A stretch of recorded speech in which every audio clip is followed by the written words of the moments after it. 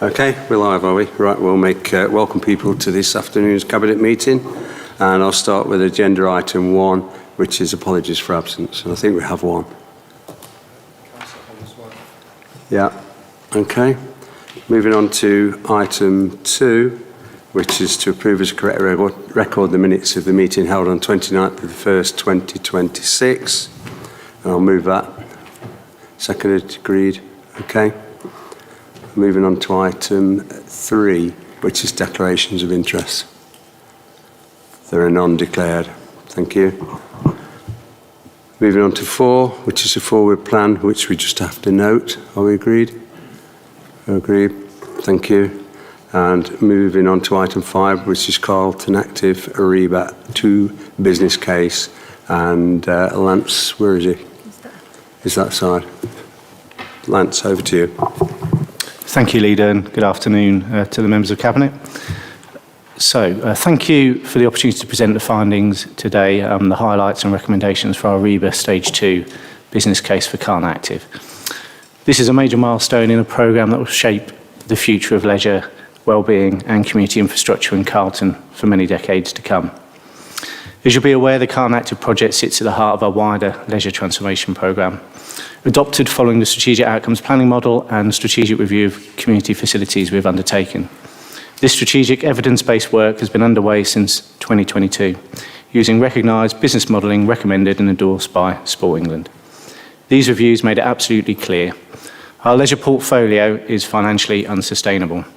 Our buildings are outdated and inefficient, and without planned replacement, we face serious and escalating financial, operational and reputational risks. Closure of ageing buildings without alternative provision or the ability to modernise them poses significant consequences for the community regarding the impact on their future health and wellbeing. Carlton Form Leisure Centre in particular is now one of the Council's highest risk assets, with significant likelihood of unplanned closure. The Council remains committed to work with our joint use partners to undertake the ongoing reactive maintenance required to keep the site open, but the building is now beyond any scope for major permanent preventative capital refurbishment due to its age and structure and failing drainage infrastructure. This has been a key catalyst for seeking a new facility. Building failure would have a significant effect on service delivery, income, and could possibly close the site. This would be catastrophic for the public who use Carlton Forum. We have 2,309 health and fitness members and 1,925 children on the swim school at the site, as well as Nottinghamshire County Council's school swimming programme. The site has 637,000 visits from the public every year.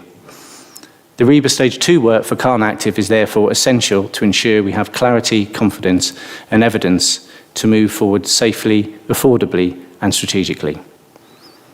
So what has REBA Stage 2 delivered for us? Stage 2 has taken the previously approved facility mix and translated it into a coherent concept design, informed by detailed site surveys, early technical investigations, sustainability and energy considerations, consultation outcomes, financial modelling, and engagement with specialist design, development and leisure partners. This stage is not about final design. Instead, its purpose is to test feasibility, capital cost envelope, deliverability, strategic alignment, and affordability. The concept proposals meet these tests.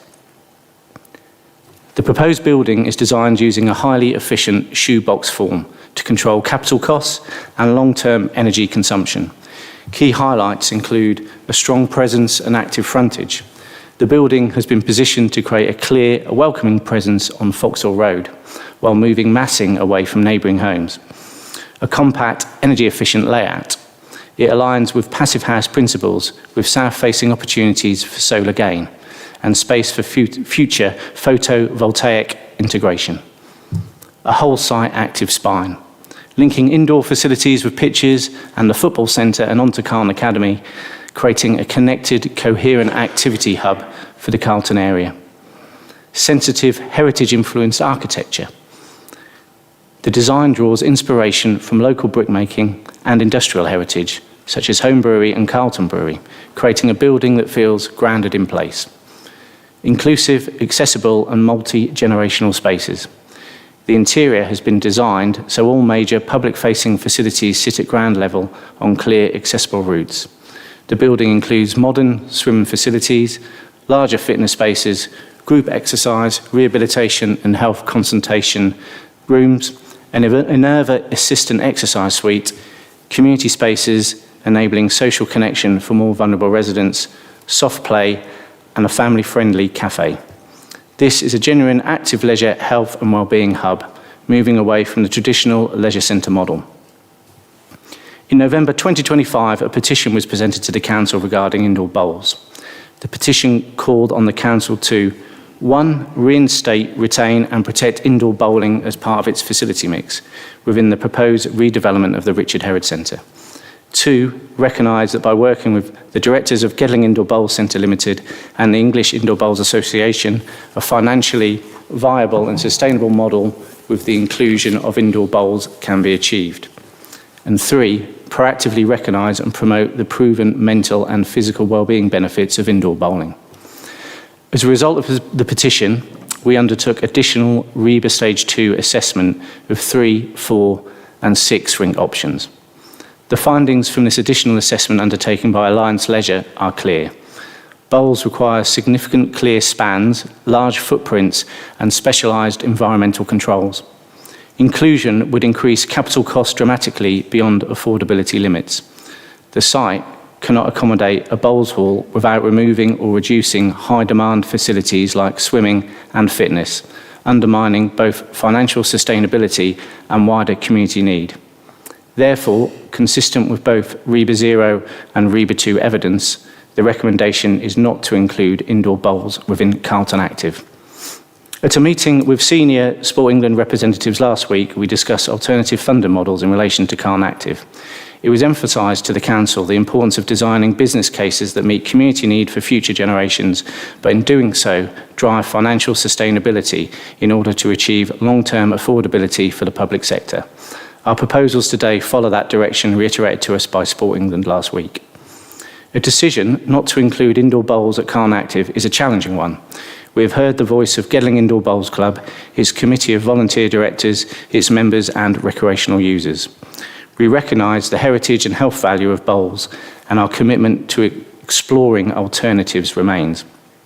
The message has been clear: indoor bowls offers great benefits for participants in terms of both physical activity and social connection. This is a fact that the Council recognises. A full equality impact assessment has been completed. The equality impact assessment acknowledges that removing indoor bowls from the Carlton Active project will have a disproportionate adverse effect on two groups: older people and disabled residents. To address this, the equality impact assessment sets out a structured package of mitigation actions. These include ongoing engagement and support for Gedling Indoor Bowls Club directors, including assessing the viability of alternative venues, engagement with England Indoor Bowls Association, and engagement with bowlers, including disabled participants and older residents. Strengthening age-friendly and disability-inclusive provision at Carlton Active through assisted exercise, accessible swimming, expanded health and wellbeing programmes and pathways. Embedding and expanding existing special population activities for older people and those with health conditions at our leisure sites. Enhance social spaces to reduce isolation through a welcoming cafe and flexible and accessible community space at Carlton Active. We will continue our equality monitoring through REBA 3 and REBA 4 design stages. We will also continue to assess pricing, access and outreach measures, including concessionary pricing, community outreach with underrepresented and vulnerable groups, and the continued provision of schemes such as the free Armed Forces gym membership for service personnel and veterans. Our free Armed Forces membership currently sits at over 620 people across all leisure sites, nearly half at Carlton Forum. Carlton Active will significantly enhance accessibility, including provision targeted at older adults, disabled people and those with long-term health conditions. The key equality concern is the loss of indoor bowls, and mitigation is active and ongoing. While it is proposed that Carlton Active design work does not include an indoor bowls provision, the Council should continue to actively support the Gedling Indoor Bowls Club and to understand the needs of indoor bowls participants. work with Gedling Indoor Bowls Club Directors and England Indoor Bowls Association to explore alternative site feasibility work for indoor bowls while recognising the financial challenge of enabling this. Ensure the design of Carlton Active and the delivery of our wider leisure and wellbeing programmes address the needs of older people, those with a disability and long-term health conditions. The REBA Stage 2 report includes indicative capital costs for delivering Carlton Active. This includes construction, professional fees, contingency and inflation. Affordability work is active and ongoing. Further work to refine the designs to ensure maximum affordability while meeting community need will continue in REBA Stages 3 and 4.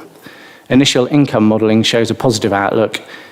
We will test worst case and best case scenarios to inform our borrowing needs, taking into account improved income from the new site and savings from closing the ageing buildings initially at Richard Herod and later on at Carlton Forum.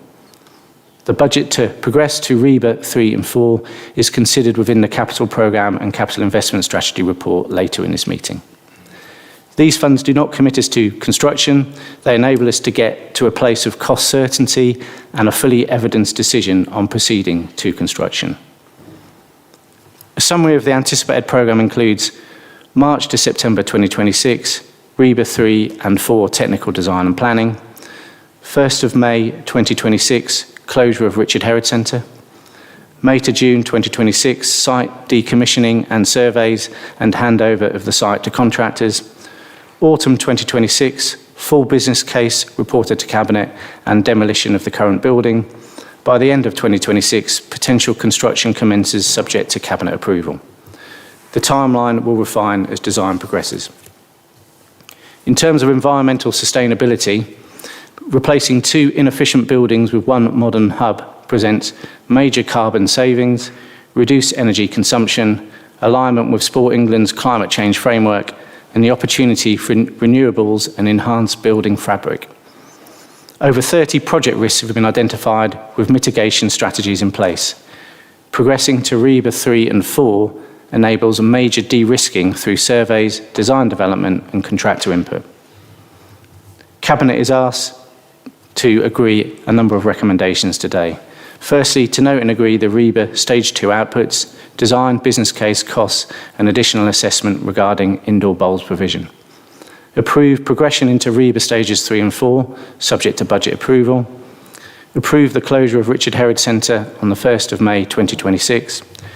Approve withdrawal from the Carlton Forum Joint Use Agreement, delegating authority to the Chief Executive to proceed at the appropriate time to allow an orderly transition that ensures continuation of service provision until Carlton Active is opened, and also to delegate authority to the Chief Executive for necessary planning and statutory approvals. These recommendations maintain strong governance, they avoid premature financial commitments, they keep options open until affordability is fully confirmed, and they ensure Carlton Active progresses in a compliant, controlled and strategic manner. In closing, Carlton Active represents a modern, sustainable and financially viable future for leisure in Carlton. Improved access to health, fitness and wellbeing services, a reduction in carbon footprint, a powerful tool to tackle health inequalities in the community, and a once-in-a-generation investment in community infrastructure. It replaces high-cost, high-risk buildings with a facility designed for the next 50 years. REBA Stage 2 has provided the evidence we need to move forward confidently. Cabinet is asked to support these recommendations and allow us to progress into the detailed design stages where we can lock down costs, refine affordability and bring back a full business case for your decision on construction. Thanks, Lance. Henry. Thank you, Leader. Just like to say thank you for all the hard work that's gone into this very comprehensive report to the officers involved. Before I address the wider proposals, I want to recognise the strength of feeling expressed by the members of the Gedling Indoor Bowls Club and the wider bowls community. The club is run by dedicated volunteers who give significant amounts of their own time to support others in the community. That commitment should be recognised and respected.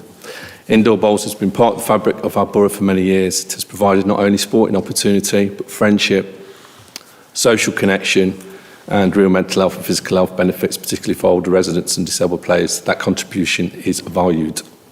The Council carefully considered the petition brought to full Council on the 12th of November and the request to reinstate indoor bowls within the new development.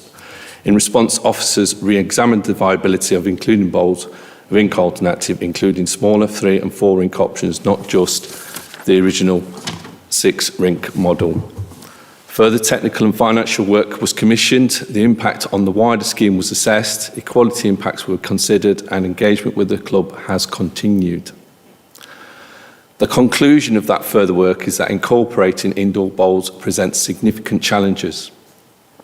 The specialist construction requirements would materially increase capital costs and place the wider project at financial risk.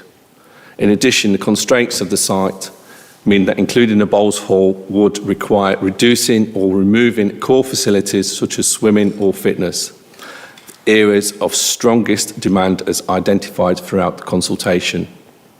For those reasons, the option was fully reconsidered before the recommendations not to include indoor bowls was reached. Since the September Cabinet decision, the Council has continued to engage constructively with the Bowls Club.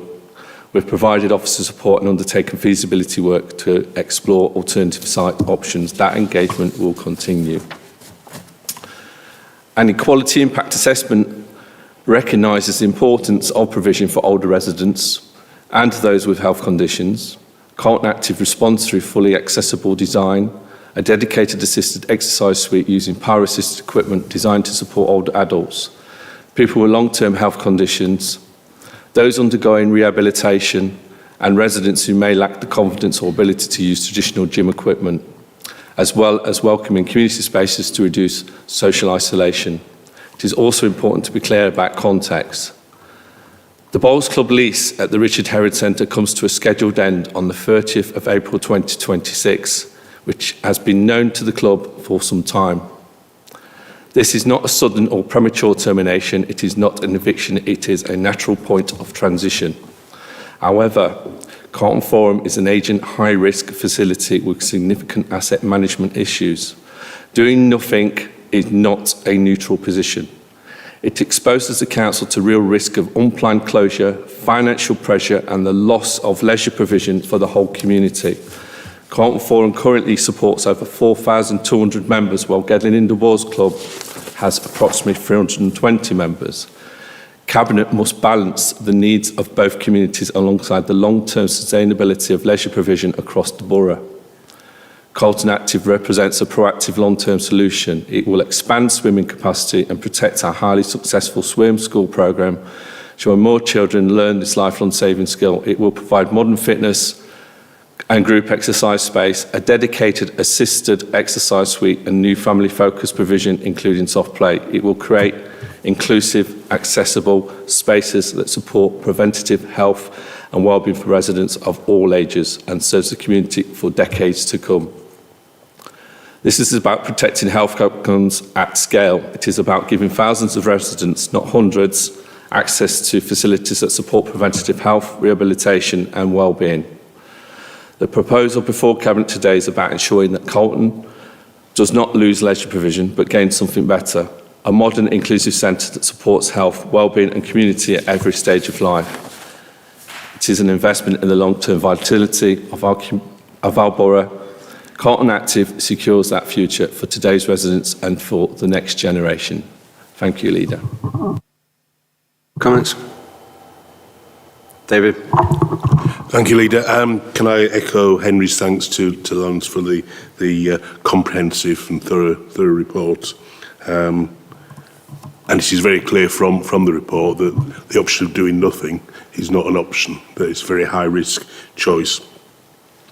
I find the proposals for Carlton Active exciting, a new health, wellbeing and community centre.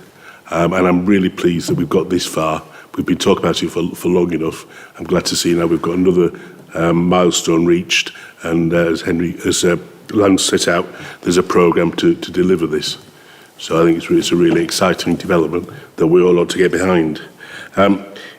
It is unfortunate that the centre can't provide for everybody, but I am pleased to see the scale of engagement officers with the Bowls Club.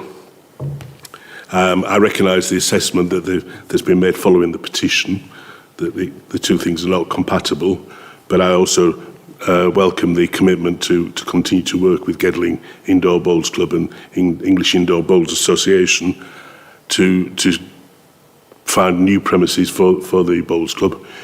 With the following wind, we could end up with a win-win, a modern community centre and a secure Bowls Club. So I'm happy to see this, and please, I'm going to support it. Thank you. Thank you, David. Anyone else? Catherine? Thank you, Leader. On reading through the Equalities Impact Assessment, it is obvious that we've already spoken about the disadvantage there will be to not include the Bowls Club in the new centre, and the effect that that will have on older and disabled people. But I am also pleased and reassured that as a whole the approach has been a cradle-to-grave approach, that there will be a flexible multi-use space that serves the whole community.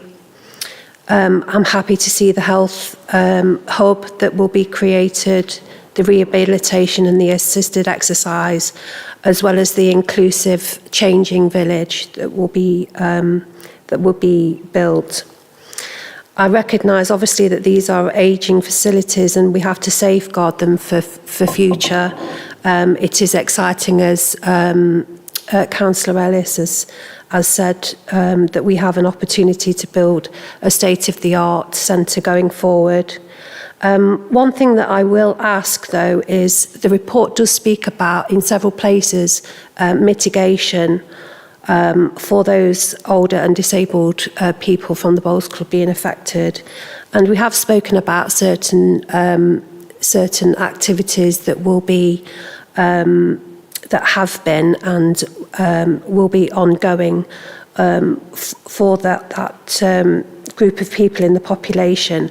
But can I ask that that each Equalities Impact Assessment that is made at each REBA stage, that Cabinet receives sight of that going forward, and also to look at any ongoing impacts that will have. Thank you. Anyone else? No one else? So I just want to ask a question. I mean, this really hurts. I know people on the side are passionate about it, and it's been part of my life for the time I've lived here, which is, God, how long? Long while anyway. But we don't want to go down the road. Some of these decisions have to be made because we don't want it to go down the road of a council quite close to us where you cannot actually set a balanced budget. And at the moment, we will be in that position if some movement isn't made, pretty quickly. So the loss of it is disastrous for some people, not so much of the other people, but it's going to be a big piece of people's lives that they'll lose when this closes. What I would ask, Lance, and to the Chief Executive, I receive a report and the Cabinet receives a report, just what are we doing about rehousing to try and find that building, and if the County Council are willing to come forward with some help towards relocating the Bowls Club to somewhere within the borough. There must be some sort of building that's suitable. I know the Chief Executive said to me, well, there's John Robinson Way out there, which is near Sainsbury's, for those who don't know where it is. The large building there, which is a home brewery building, there's quite a lot of space in that. I don't know whether it fits for a bowls mat or not, but I certainly want to step up the looking round. I know you've got a lot to do if you've got to move this and we're on your backs all the time and everybody else is, but I think we do owe the Bowls Club and try and meet somewhere in the middle to try and relocate and keep bowls alive, because what I see, and I'm probably speaking against myself now, and what we're trying to do is that this game is disappearing across the country. And we don't really want to be part of that, but we can't finances come into it. We've had God knows how many years of austerity, successive governments. We don't seem to be able to pull any money into Gedling itself to be able to help us out with various things. So I think, my point, I'll put this to you in a few minutes, 5 recommendations. I think we move forward with that. I look up on the board at the back there, Bob Parker, who used to be the leader of this council, was a strong supporter of the bowls, and I used to watch him on bowl on there many years ago, and he'd be very disappointed, but would recognise the economics of it. The economics of this is, do you go to a 1-1-4 situation, or do you actually try and do something about it? Other councils have failed to do that and ended up in trouble. So with moving that land sale, just to come back on there to make sure that I can be briefed, the Cabinet can be briefed separately. And so if there's any way forward that we can apply pressure to get somewhere, there must be some buildings, loads of buildings, you see signs all over the place, but they've got to be a special type of building. One is the floor's got to be flat, and it's got to be watertight, etc., that we can assist Gedling Bowls to carry on their bowls and the games and everything else that goes with it, and the social life that goes with it in another position. So if you could note that. Okay, I'm going to move, there's no further comments. I'm going to move that, that's on page 16. It's difficult to move it, but the recommendations are there. They've been read out, 1 to 5. I'll move that from my chair. Will you second it? Thank you. Okay, we're all agreed? That's it. Thank you.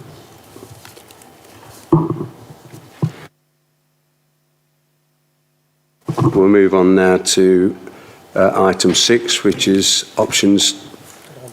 Sorry? A couple of minutes to leave, or Do you want a couple of minutes to leave, or? do you want to stay?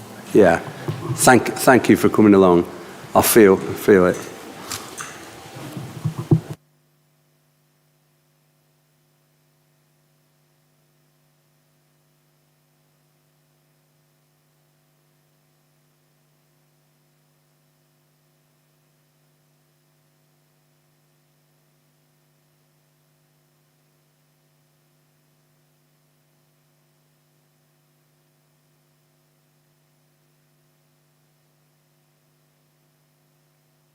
Okay, we'll continue on to item 6, which is options to expend a 106 affordable housing contributions, and Paul is there.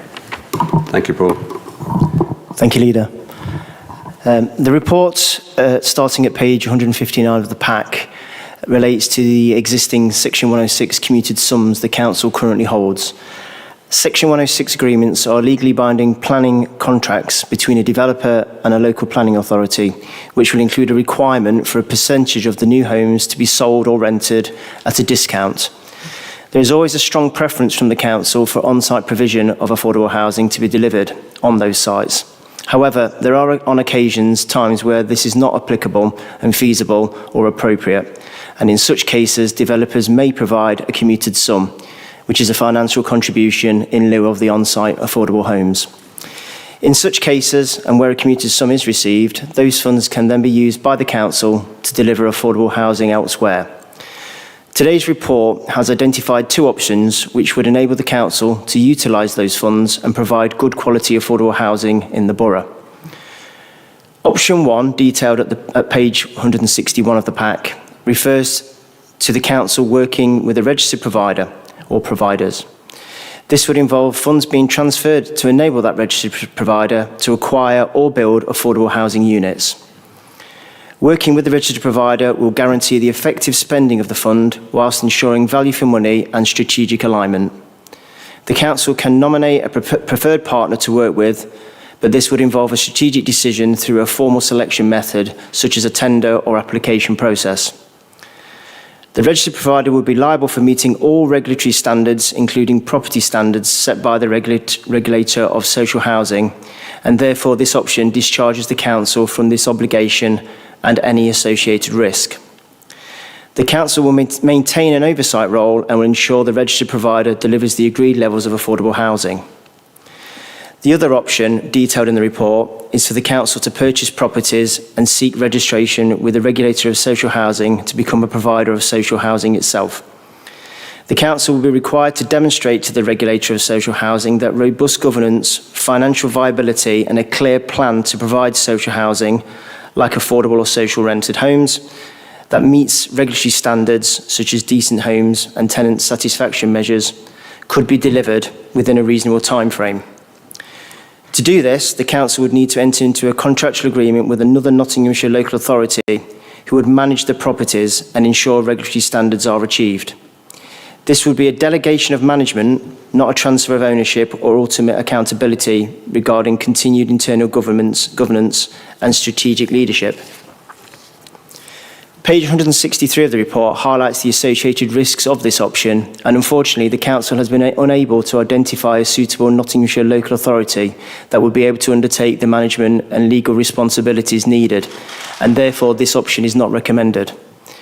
The option to delay or do nothing is also not recommended, as any affordable housing contributions that is not spent in accordance with the obligations of those Section 106 agreements could need repaying to the developer, and there are currently sums that need to be committed by January 2027. Under option 1, the Council can begin the process to identify and nominate an approved registered provider, which will reduce the further delays in utilising the commuted sums and ensure the delivery of affordable housing, and is therefore recommended as being the most suitable option. I'm therefore now seeking Cabinet approval to start a tender process to identify a registered partner that has the capacity, experience, track record and ability to provide suitable affordable housing quickly that meets all required standards. Following the completion of that tender and application process, I will submit a further report to Cabinet seeking approval to appoint the preferred partner identified. Thank you. If you have any comments or questions, I'm happy to Thanks, Paul. take them. Any comments, David? Thank you, Leader. The suggested approach makes sense, given so much uncertainty generally. Getting involved with a registered social landlord would be more sensible, and the worst would be to lose the money. Can I ask Paul? I think the report says 1.9 million is available. Any indication of how many units that would provide? No, obviously depending on what the preferred partner options are, whether that's develop an existing site, purchase new properties. Also, obviously when we put the tender out, as I've explained, there is a need to spend a certain part of the money, but we could stagger that over a longer period of time, or we could do it as one project. I think those options are available to us, but it's just to get a feeling as to whether there is a partner out there that wants to take on that commitment for us. Thanks. Anybody else? No one else? Okay, we'll move straight there. 159 is the page, and the Cabinet approves the Council works in partnership with relevant registered providers, social housing to either build or acquire affordable units within the borough. Moved it, seconded. Okay, agreed. Agreed. That's done. Thank you very much. Moving on now to item 7, which is Dan. Thank you, Leader. This report sets out the performance data for the Council at the end of Q3, which represents a period from October to December 2025. Starting with actions on the annual delivery plan, there are 52 actions including the annual delivery plan spanning 6 themes. These are customer experience and communities, smarter working, depot modernisation, Gedling growth, leisure transformation and governance control framework. Milestones are attached to each of these actions, and the number of actions that have been completed in Q3 was 25. This represents a cumulative completion rate of just over 55%, and the table in paragraph 2.6 shows the number of completed milestones to date and also the expected number that's due in Q4. More information on the completed milestones from this quarter are available at Appendix A. Achievements in Q3. So paragraph 3.1 details some of the achievements from Q3 that I'd like to bring your attention to. We've been successful in our bid for Department of Science, Innovation and Technology funding with a £36,000 grant from government to fund some intergenerational pilot activities. Communities and partnership organisations have successfully applied to the Gedling Digital Inclusion Grant Fund, which is funded by the UK Shared Prosperity Fund.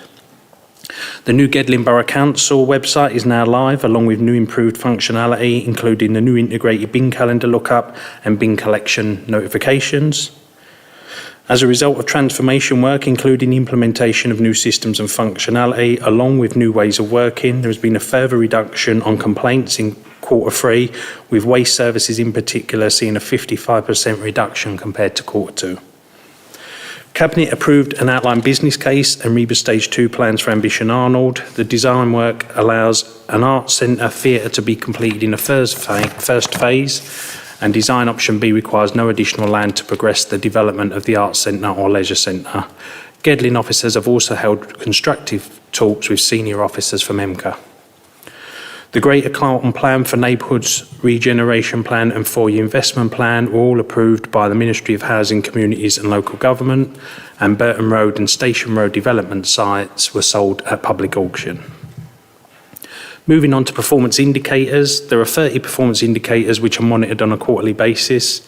In quarter 3, 14 of these indicators either met or exceeded their target, 5 were below target, and 8 indicators are for tracking purposes only. For 3 of the indicators, data is not available due to it not being held in systems at present, and work is underway to address this.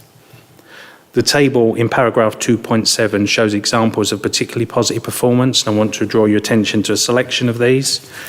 Percentage of customers that are satisfied with overall customer service, which was 98% this quarter against a target of 94%. So it's very encouraging to know that the service we're providing to residents is receiving that feedback. Percentage of council tax collected, where we achieved over 80% against a target of 73.88%. The percentage of major planning applications processed within 13 weeks, which was again 100% for quarter 3 against a target of 92%. And the number of rented households with health and safety hazards that have been remediated following the council's intervention. Given the importance of these actions, it's been excellent to see that against a target of 13, the number that have been remediated was 44. The reasons for the 5 indicators that have missed the target in quarter 3 are set out in paragraph, and I will highlight a couple of those that have missed the target. Working days lost due to sickness, absence on a rolling 12-month total, where we're currently tracking just over 15 days against a target of 9. And we continue to manage complex long-term sickness absences. However, all measures are being taken to work with occupational health and staff members concerned with a view to supporting them with a return to work. And the percentage of calls to customer services answered within the SLA, which is currently at 40 seconds, we achieved 82.6 against a target of 85. The introduction of the new systems and ways of working that I mentioned earlier has resulted in calls taking a little longer to complete as customer services adjust to them new ways of working. And this has had an effect on the time taken to answer calls over the last quarter.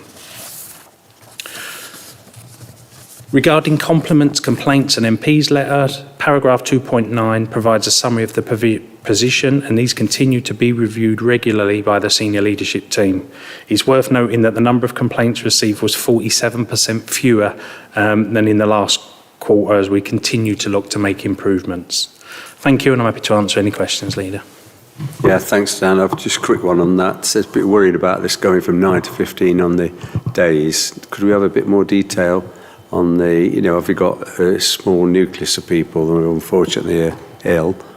And for my case, because I've been self-employed all my life, if I didn't work, I didn't eat.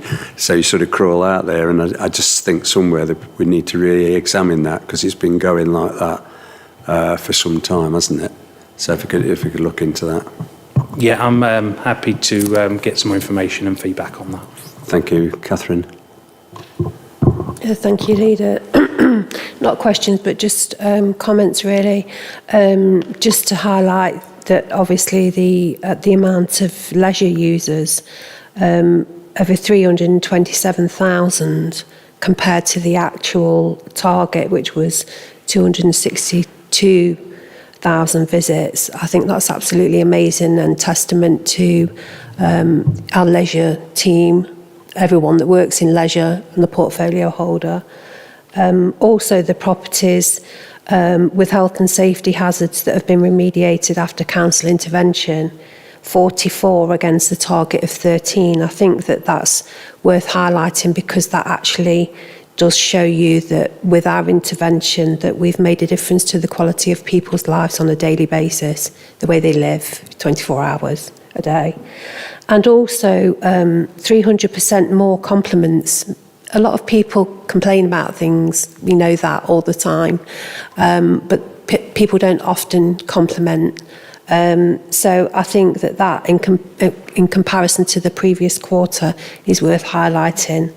And also a drop of 47% of complaints compared to the previous quarter as well. So yeah, hats off to everyone. Thanks for that. Linda? I was just going to add the slight drop in the customer services SLA is not to be worried about. I've used it myself. It's absolutely fantastic. The staff have done an amazing job at picking up a new system, and in a previous life that was my job to introduce those. So I'd say they're doing really, really well, and I'm sure that will increase as well. But as a user, it's been absolutely fantastic. They found my information, they knew what I was about, no duplication there, and they were very happy on the phone, which was a real pleasure. So well done to them. We recorded that, Dan. Have you got it? Marge. Thank you, Leader. I'm really pleased that we have been able to report the reduction in complaints in waste services. But I'd like to take the opportunity to comment that with the new waste services bin collection date message, to remind councillors, members and all of the public to sign up on the new website for when their bin is going to be collected. It's very easy to do. We've already had a large number of people sign up, but there are still quite a few residents that haven't, and it will really help them if we do have to change the day that the bin is going to be collected. So I urge you all to sign up. Thank you. Thanks, Marge. Anyone else? No one else? Okay, we'll move back to recommendations. Only one there. Progress against improvement of performance indicators, quarter 3, 25-26 be noted. So I'll move that. Seconded, agreed? We are, thank you. Moving on to item, I think we're on 8 now. Where is it? Yeah, we are. That stays with you, Dan, I think. Yeah, thank you, Leader. So this report represents Gedling's legacy plan for 26 to 2028, which is the proposed council plan for the final 2 years of Gedling Borough Council ahead of local government reorganisation. The purpose of the report is to ask Cabinet to endorse the new council plan and to recommend it to full council for formal approval. The council plan remains a critical framework for priorities, performance, accountability and financial alignment. Although the Council adopted a plan covering 23 to 2027, from which significant outcomes have already been achieved against that plan and reported on in regular, publicly available performance updates, the external environment has changed significantly since that plan was agreed. In particular, there is increasing pressure on council resources, new national priorities have emerged such as simpler recycling, and most significantly, local government reorganisation represents the biggest change to local government in over 50 years. Given these changes, it was considered timely and necessary to refresh the council plan to reflect current realities and to focus activity in the council's remaining 2 years. This new plan has been developed using a strong evidence-based approach as detailed in paragraph 2.1 and has drawn on demand and performance data for council services, demographic information from the borough, statutory and national policy requirements, budget availability and experience and intelligence from other councils that have undergone reorganisation and data from previous resident surveys. The plan focuses, In addition, Cabinet members took part in a workshop to test priorities against what is realistically deliverable in the remaining time of the Council. While there was no direct public consultation on this specific plan, the report draws heavily on the findings of a recent Nottinghamshire-wide public consultation on local government reorganisation, where importantly over 11,000 people responded to that consultation, with 16% of those responses coming from Gedling residents. Residents who consistently prioritise good quality core services of value for money and services that meet local needs. Key areas identified as high in priority included clean and tidy streets, tackling antisocial behaviour, refuse collection and recycling, transport, parking and roads, park leisure and sports facilities, health and wellbeing and regeneration of town centres and high streets. These priorities have directly informed the focus of this legacy plan. The Gedling Legacy Plan 26 to 28 is designed to respond to local priorities, ensure the Council leaves a positive and lasting legacy and supports a smooth transition to a future unitary authority. The plan is structured around 4 key thematic outcomes detailed in paragraph 3.2 and is supported by critical foundations such as financial resilience, effective governance and workforce capability. The plan focuses on clear overarching outcomes, with delivery being managed through a separate annual delivery plan, and this ensures activity is affordable, aligned to budgets and monitored effectively alongside financial performance. Performance will be tracked monthly and reported publicly on a quarterly basis. It's also really important to mention a couple of the key flagship projects, which are Carlton Active, which was discussed earlier, to deliver a new modern leisure, wellbeing and community hub in Carlton that improves residents' health, activity and access to high quality facilities that meets current and future community needs. And Ambition Arnold, a clear vision to regenerate the town centre that supports investment, modernise key facilities, strengthens the high street and enhances the town centre as a place to live, work and visit, with the council currently exploring funding opportunities. The proposal of this report is that Cabinet members review and endorse the Council Plan 26 to 2028 and recommend it for approval to full Council, and that Cabinet members note that performance will be tracked monthly and reported on publicly on a quarterly basis as part of regular performance updates. Thank you, Leader, and I'm happy to take any questions. Thanks, Dan. Mike? Thank you, Leader. Yes, before members vote on this particular Cabinet report, I just want to report a minor change to the wording on one of the legacy plan items or projects on page 216. So it regards under priority 3 in the legacy plan, and it's regarding Lamley Lane Recreation Ground. So that there are some minor changes to the wording in this in respect to that bullet point. It now says, consider the feasibility through working in partnership with the Football Foundation and local clubs, subject to land surveys, of developing enhanced football facilities and an aspiration of a community hub at Lamley Lane Recreation Ground, including all-weather pitches to enable year-round usage. Thank you, Leader. Thanks, Mike. Cabinet okay with that amendment? You're okay. Any comments? Sorry. Viv. Thank you, Leader. And thanks, Dan, for the work that's gone into this. It's sad to think that, you know, it's the legacy of Gedling and that we will not be here in 2028. So, you know, that's pretty sad in itself. But I think it's an important document because I think wherever we go, because Gedling will still be here regardless, even though we're not a district council, we will be here. Wherever we go, what's written, I think, is important because it's a legacy and it's our priorities today and it's our priorities for our community. It's what our community say. So I think it is an important document. You've made comment that you've made a few alterations that you've just presented. And, you know, on the whole, it does represent the direction that we're going in and what our communities want. There was just a couple of things that I'd like to see added because we put a lot of time and effort into some areas I don't think explicit enough in the document. So obviously I'm speaking from my portfolio in terms of what we spend a lot of time talking about. And one of the things that we really aspire to in terms of priority 1, point 2, ensuring access to green spaces. Yep, absolutely maintain the quality of our parks and open spaces, working with our community partners to ensure our green flag.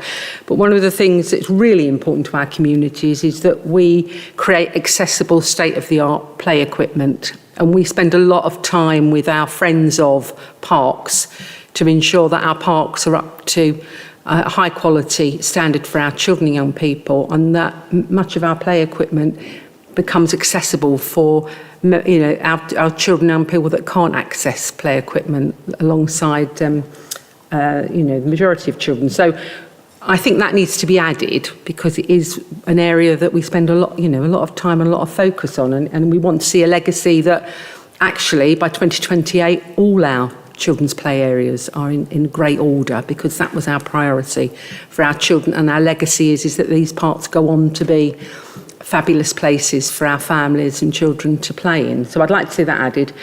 And then the other one that I just, again on that priority 1, where in point 1, 2, 3, 4, 5, when we talk about address air quality to ensure public safety, I was trying to think of where else to add this, but as a council, we've worked extremely hard to reduce our carbon emissions. You know, we've got one of the lowest, we've achieved, I think, a 30% reduction, which is greater than many of the district councils and the county council. I think the city council have achieved more than us, but on the whole, I think we've achieved a lot in terms of working to, again, lead by example, reduce our own carbon emissions in terms of Gedling Borough Council, and hope that we will be good role models for everybody else out there. So again, I do think it's worthy of noting that as well in our legacy, because again, wherever we go, we want people to see, actually, we worked really hard to reduce our carbon emissions. It was really important for our community. And it fits under enabling healthy, safer, connected communities. We want healthy communities. We want to be able to breathe air. We want to do as much as we can to ensure that we sustain an environment that's, that is as green as we possibly can. So I'd like those things, if possible, Mike, to be added. Thank you. Thank you, Mike. Thank you, Leader. This report gets passed on to Council on the 5th of March for final approval. So with Cabinet members' agreement, I can make those amendments for that version. Thank you. Okay, anyone else? No one else indicating. So I'll move that. It's on page 193. Cabinet members endorse the council plan, Gedling's legacy plan 26 to 28, and recommend it for full approval at the full council. Move that, seconded and agreed. Thank you very much. So we'll move on to item 9, which is, let's see who's doing that. James. Is there. Thank you, James. Thank you, Leader. So this report sets out the Treasury Management Strategy and Prudential Indicators for 26-27. So these provide assurance that our borrowing, investments and capital financing plans remain affordable, sustainable and prudent. So the strategy itself sets out the framework for how we manage the council's borrowing, investments, cash flows and banking arrangements.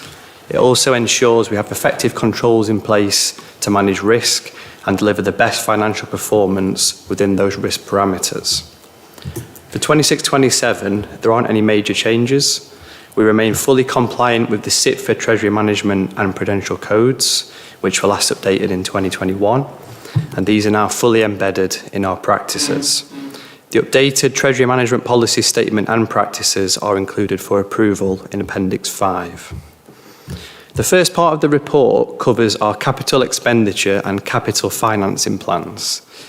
Over the next 3 years, our capital programme totals 19.5 million, and to support this we anticipate 6.3 million of borrowing. The prudential indicators confirm that the capital plans are affordable and sustainable, and the associated borrowing costs are already built into the medium-term financial plan. All of the capital-related indicators, including affordability, sustainability and borrowing need, are explained in paragraphs 2.1.1 to 2.1.4, and there are no new indicators required for 26-27. Paragraph 2.2 in the report sets out the minimum revenue provision policy, or MRP. This ensures we make prudent provision for repaying our long-term debt. There is no change to the method of calculating MRP, and the charge for 26-27 is forecast at 1.34 million. This reflects the capital programme for 26-27, and this is also built into our revenue budget. The second part of the report covers borrowing, investments and the controls that govern both. Our borrowing strategy remains cautious and flexible, and we continue to review the need for external borrowing. This is informed by cash balances and advice from our Treasury Management Advisors, MUFG. Updates on borrowing will be brought back to Cabinet during the year. With our annual investment strategy, our priorities remain unchanged and are applied in the following order. First of all, security, liquidity, and then yield or return. The strategy sets out the institutions that we can invest with, the minimum credit standards, and the limits designed to manage exposure to risk. In practice, we invest only in the highest rated institutions. Most of our cash balances are currently held in AAA rated money market funds, which offer high liquidity and strong security. We have a current limit in place of 4 million per money market fund, and we are proposing to increase this limit to 5 million. This provides additional flexibility while remaining a prudent and low risk limit given the diversified nature of money market funds. The Treasury indicators, as detailed in Appendix 1, set out the parameters for our borrowing and investment activity, ensuring our operations remain prudent and affordable.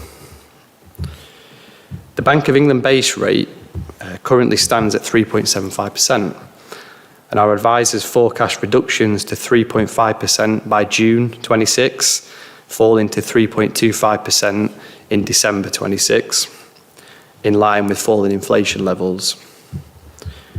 Of course, lower rates will reduce our investment income, and this is already reflected in the revenue budget through a 300,000 reduction for 26-27.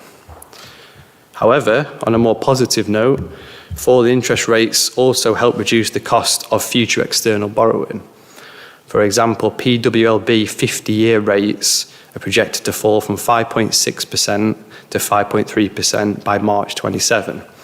This improves our affordability for any long-term borrowing we need to undertake.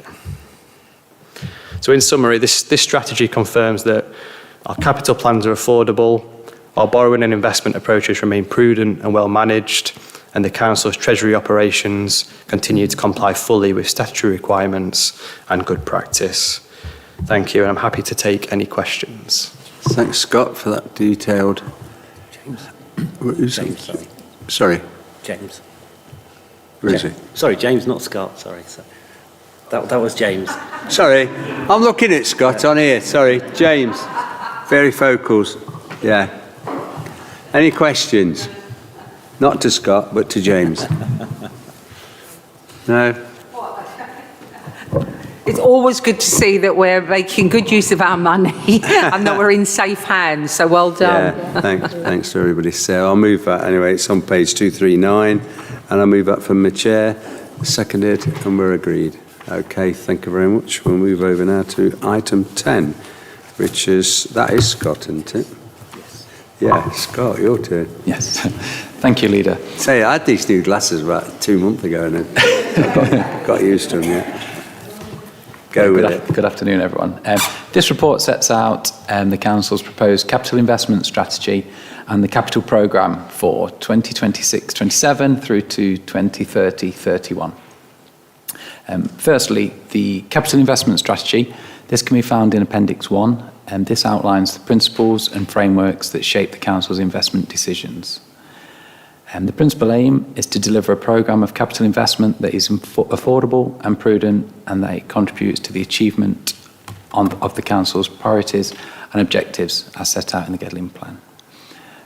Moving on, paragraph 3.1, this sets out the proposed 3-year capital programme for 26-27 to 28-29, and this equates to a total of 19.5 million.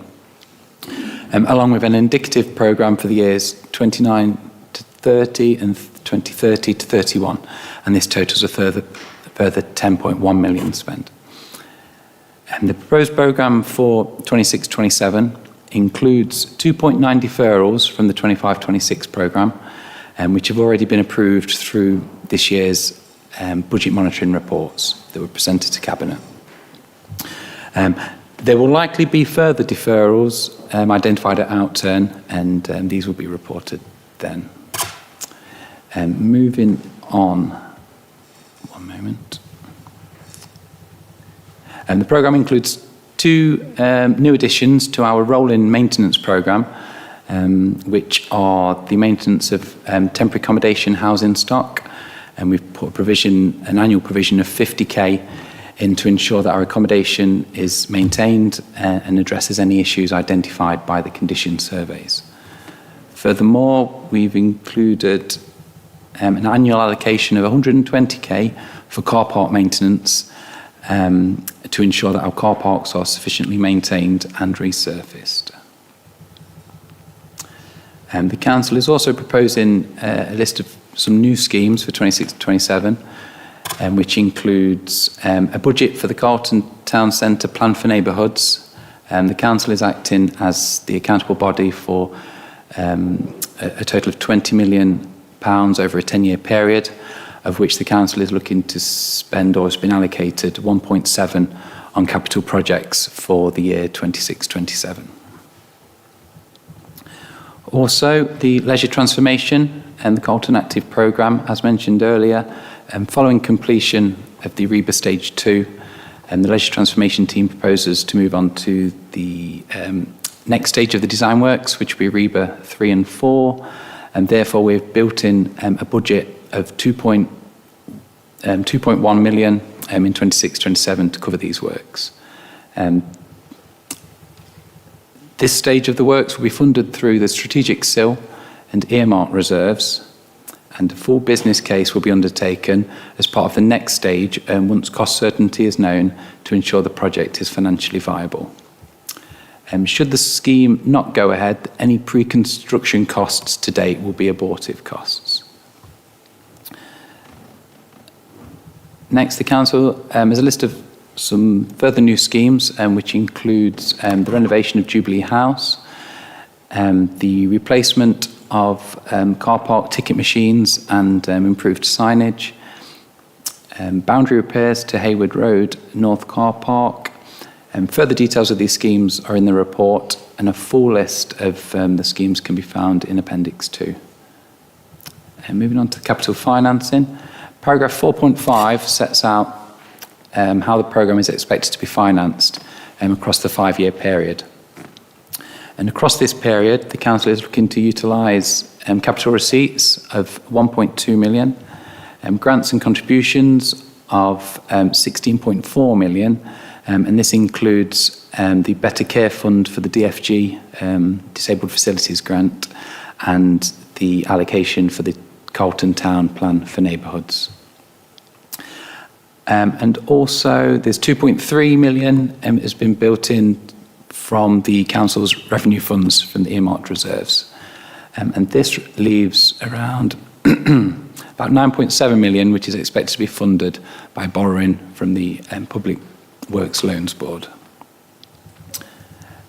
Flexible use of capital receipts. This strategy has been updated for 26-27 and can be found in the appendix, and this sets out the amounts of funds needed for the Council's transformation programme, which are permitted to be capitalised and funded from our capital receipts under the flexible use of capital receipts direction. This report is refreshed annually, and once it has been approved by full Council, this will be sent to the Secretary of State for approval. And yes, and that's all from me. Is there any questions about the report? Anybody got any? No? Just going to say, you know that programme with, well, it won't be you, but you'll just be handing the wad out. But the replacement of car park ticket machines, is that going to be done pretty quickly? Have we started it? Do you know, Mark? Because every time I go, the damn things are broken. Yeah, I'm not too... Oh. Sorry, yeah. I believe they're on order, but this approves the budget for next year, so we can't start spending until April, but I believe they're on order because there is quite a long leading time. So, but I'll certainly come back. I'll find out and come back to members. Yeah, please, because often people coming up, saying, I can't get the ticket, and get quite frustrated by it. So, any other questions? Don't see any. Okay, page 325, recommendations there, 1 to 5. So, sorry, that's right, isn't it? Yeah. I'll move those from the chair.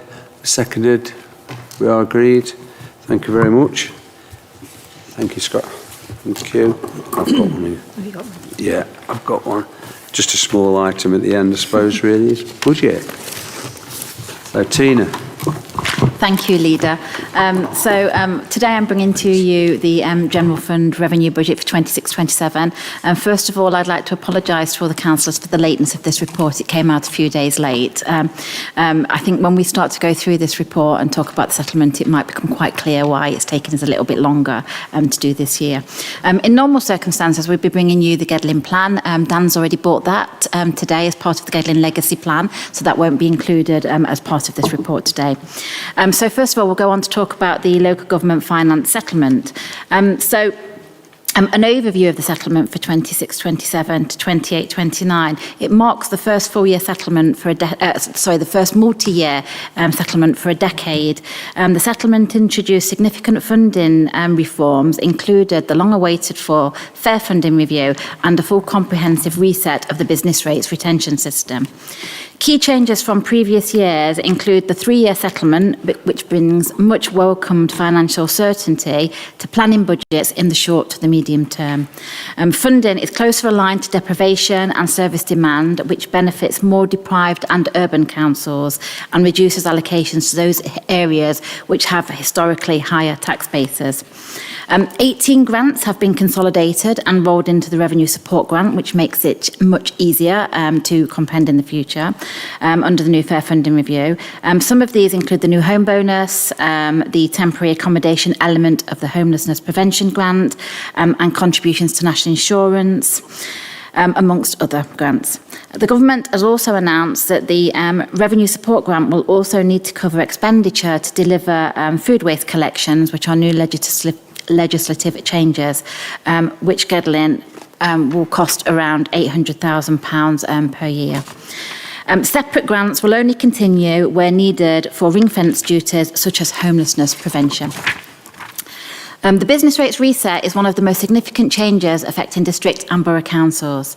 The reset redistributes 50% of estimated 26-27 business rates nationally, which includes the growth that would have previously been retained by authorities. Under the old system, Gedling would have achieved and retained business rates growth. Under the new system, we will lose that accumulated benefit as it will be distributed nationally. Districts with strong growth over the last decade may see a significant reduced baseline compared to 25-26. Gedling has seen such a reduction in its baseline funding for 26-27 onwards. Transitional measures have also been introduced by the government to smooth the funding impact over several years. So how does this impact on Gedling? Well, that's a bit of a story. So we started off with the provisional settlement, which was announced on the 17th of December 2025. Due to the significant changes in the settlement and the different funding formulas, tracking the changes has not been easy. In fact, I think Mike and I described it like wading through treacle. The best way to explain the changes is probably through the core spending power. However, a like-for-like comparison to 26-27 was not possible as the formula to calculate core spending power had changed significantly. Therefore, it was necessary to remodel the 25-26 funding allocation into the new methodology in order to track the movements. So the recalculated core spending power for 25-26 was 15.48 million, and the new CSP, the new core spending power for 26-27, is 16.178 million. Whilst this is an increase, a number of grants previously received have been rolled into this new calculation, and as stated earlier, Gedling also retained some business rates income above the baseline as part of being in the Nottinghamshire business rates pool. The reset actually makes being in a pool no longer viable, and the pool has now been dissolved. Core spending power also includes government's assumptions around council tax and that it will increase by the maximum, both in terms of the amount charged and the increase in the tax base. So in real terms, the provisional settlement grants actually reduced cash grants by £12,000 or 0.015%. With further significant reductions that were to be expected in 27-28 and 28-29 as the transitional measures taper off. So we now roll on to the final settlement. So on the 5th of February 2026, a report by the Institute of Fiscal Studies suggested that there may be significant change to the funding allocations that the government announced in its provisional settlement. On the 9th of February, the final settlement was announced, which did confirm significant changes to the provisional settlement. The issue related mainly to the baseline that was used to determine the level of income that is protected by the minimal funding, by the funding floors, which was part of the transitional arrangements introduced by the Fair Funding Review. It specifically related to the level of business rates pooling income that is to be included in the baseline funding allocations. The provisional settlement proposed 100% of gains from business rates pooling would be added to the baseline for councils that have to pay a levy on their business rates growth, such as Gedling. However, pooling gains are shared in a pool with all councils who are in that pool. So the error by government increased the baseline and increase the funding protection for those councils, predominantly districts and borough councils. The final settlement corrected this error, and the pooling gains are now split 50-50 between tariff and top-up authorities, as opposed to provisional proposals to allocate 100% to the tariff authorities. So the impact of this reduction in funding for Gedling was around about £400,000. However, to compensate, the government have introduced a one-off adjustment support grant of the same amount to mitigate the impact in 26-27. This is currently expected to be a one-off adjustment, and forecast losses for 27-28 and 28-29 are around about £533,000. The final settlement also confirmed an additional £73,000 for homeless prevention, resulting in a revised core spending power of £16.25 million. This is an increase of 6.4% on the previous year's core spending power. However, it needs to be noted that that does include all of the rolled-in grants and the homelessness prevention grant, which is ring-fenced, so therefore cannot be used to support general revenue expenditure. Renters' rights, domestic abuse, and also the new support grant is also rolled in. So in real terms, cash grants have increased by £628,000 for Gedling, mainly due to ring-fence homelessness prevention grants, compared with previous years. So in past budget reports, what we've been able to do is show you the ranking of the worst affected councils dating back to 2015-16, and also the comparison between core spending power and negative core spending power. However, due to the significant changes in the way that funding has been allocated and the formulas used to calculate those funding levels, the comparisons are no longer possible. The 26-27 settlement will actually form a new baseline for those comparisons going forward into future years. The council tax referendum trigger has remained unchanged for 26-27. So for shires and districts, a council tax increase will be considered excessive if an increase is more than 3% or more than £5. This report proposes an increase in council tax of 2.99%, which equates to £5.82 on a Band D equivalent property. So how has the settlement actually compared to what we've budgeted? Well, in the MTFP over the last few years, we have been very, very prudent. We've been expecting the business rates reset. We knew there would be significant losses as part of that. So we have been very prudent. So our forecasts in regards to the business rates reset, overall, we are slightly better off than what we'd expected to be, which is good news for us. So on to the general fund budget. The proposed budget for 26-27 totals £16.88 million, which is an increase of £1.3 million from 25-26. This is quite a jump, more than what we would normally be reporting, but there is quite a lot of pressures coming for next year. As James already suggested, we have had to reduce our investment income by £300,000 because of reduced interest rates. We've had a pay award net impact of £400,000. We've put in a provision, an ongoing provision of £100,000 a year initially for local government reorganisation, because we know that we need to start making a provision for work that we need to carry out as part of that. And also we've put in a £250,000 budget to run a pilot for the new food waste collections that will be coming in. And I believe Sarah's going to be looking at where that pilot is going to be in next financial year. So on to efficiency programmes. So we've had a number of efficiency programmes dating back to 14-15, not many, I've lost count, I think it's about 9 or 10 by now. And as part of the 25-26 budget setting processes, efficiencies totalling £4.4 million were required to balance the budget over the 5 years. You'll recall that from last year. The MTSP has been refreshed, and this amount has now reduced to £3.66 million. Most of that is because we have that funding certainty of that multi-year settlement now. So as part of the 25-26 budget, said that way. So as part of during 25-26, SLT reviewed the efficiency programme, particularly in respect of historic efficiencies that we've brought forward for a number of years and haven't yet been delivered. It has been deemed that some of those efficiencies are no longer deliverable, and this is due to service pressures, legislative changes and outcomes of digital transformation work. So a report to the Cabinet earlier this year has removed £374,000 of those approved efficiencies. However, these will be replaced by new proposed efficiencies of £449,000, and these are set out in section 2.6.3 of the report.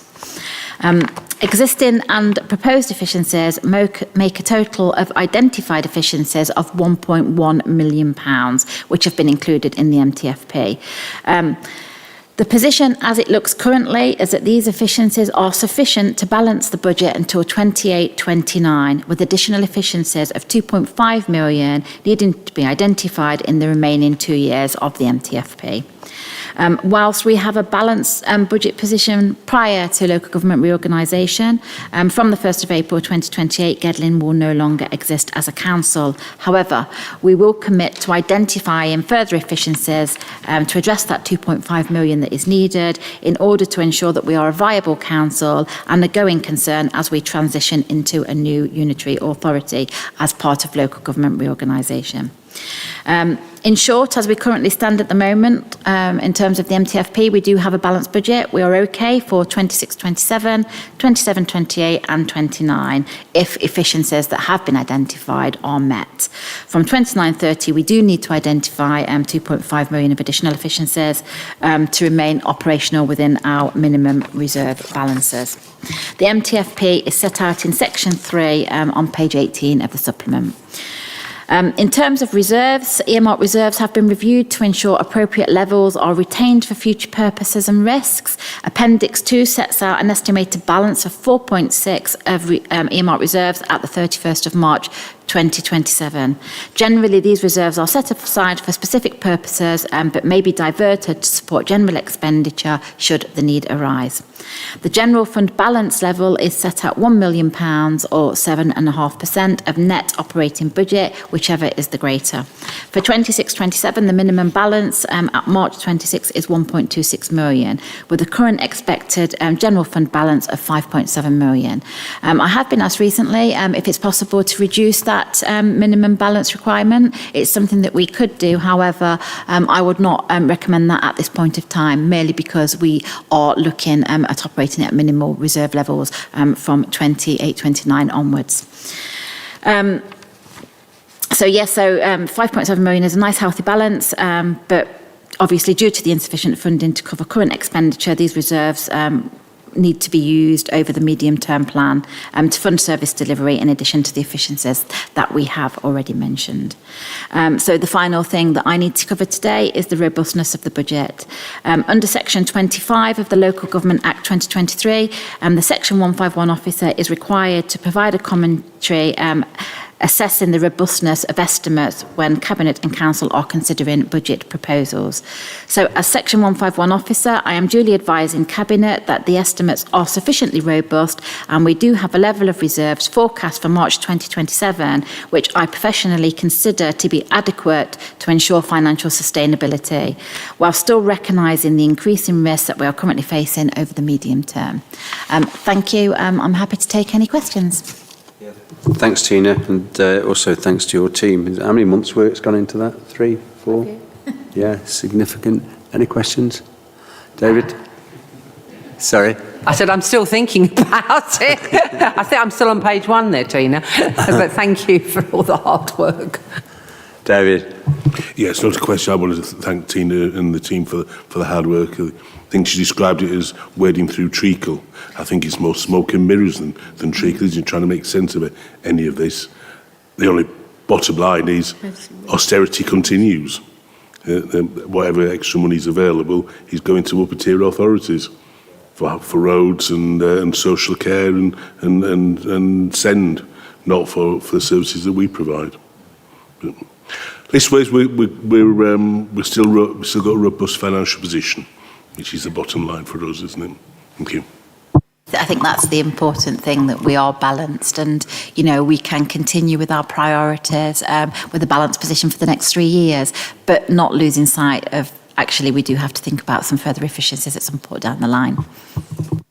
I think you've been very kind, actually. We tell the government they got it in a bit of a mess when this came out, because every single council, and I deal with many, couldn't understand it, so it's made it very difficult. I think it will be refined, and I think also thanks to our MP Michael for lobbying for some of the changes that have made the budget look a lot better. But there must be another way of simplifying this. And when we deal with it with a light touch, you're a professional, Tina, and the other members of staff who had a real job with this one.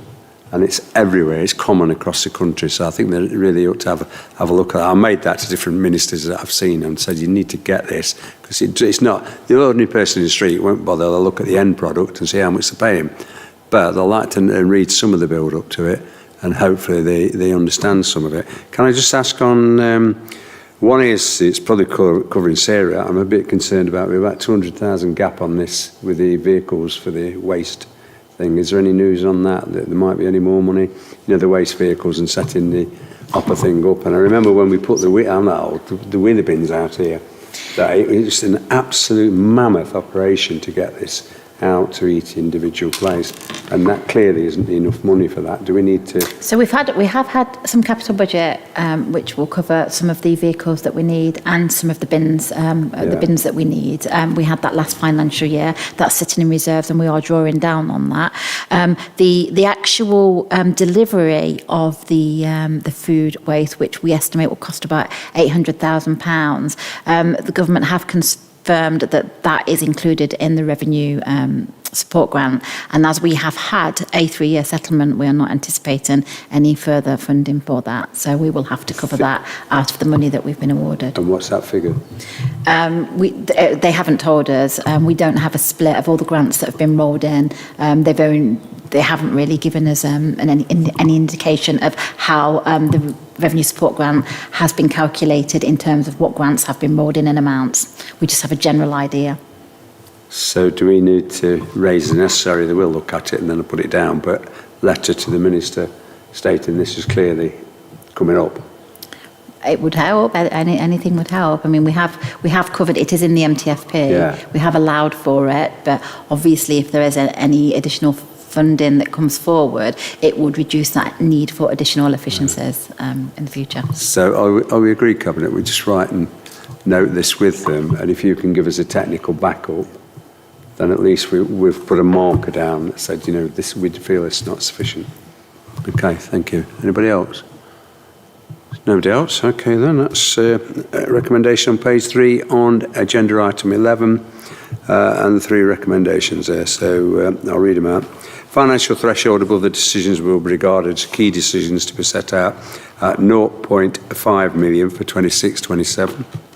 The provisional council tax increase of 2.998%, which is £5.82, which balances the financing of a net council tax requirement of 8,064. That's right, isn't it? 8,064. 8 million, sorry, that's right. Yeah, it would be nice, wouldn't it? And in 26-27, that is, and the detailed budget for 26-27 is detailed in Appendix 1, which we've just gone through. So I'll move that. Are we seconded and we're agreed? We're agreed. Thank you very much. Thanks, everybody. I'll close the meeting. Thank you.